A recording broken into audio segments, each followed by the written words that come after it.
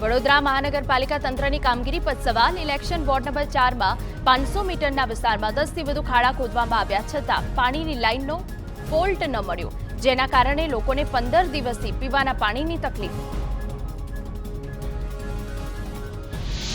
કેદારનાથની યાત્રા દરમિયાન સુરતના શ્રદ્ધાળુઓને ભારે હાલાકી। અવ્યવસ્થાના કારણે લોકો ભીડ અને ધક્કામુક્કીનો સામનો કરી રહ્યા છે।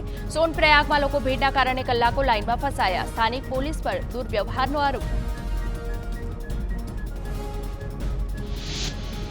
અમરેલીના બગસરા પાલિકાના સફાઈ કર્મચારીઓએ પાલિકાના વિરોધમાં રેલી યોજી।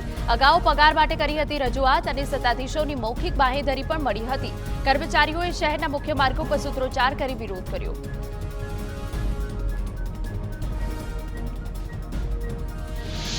રાજકોટના ધોરાજીમાં દૂષિત પાણીની સમસ્યાથી લોકો પરેશાન।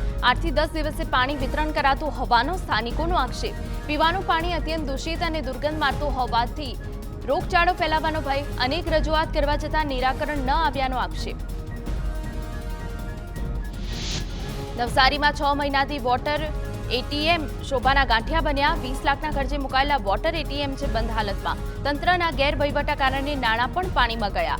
પાલિકાએ પણ પોતાની જવાબદારીમાંથી હાથ અદ્ધર કર્યા। દોષનો ટોપલો પણ મેન્ટેનન્સ એજન્સી પર ઢોળ્યો।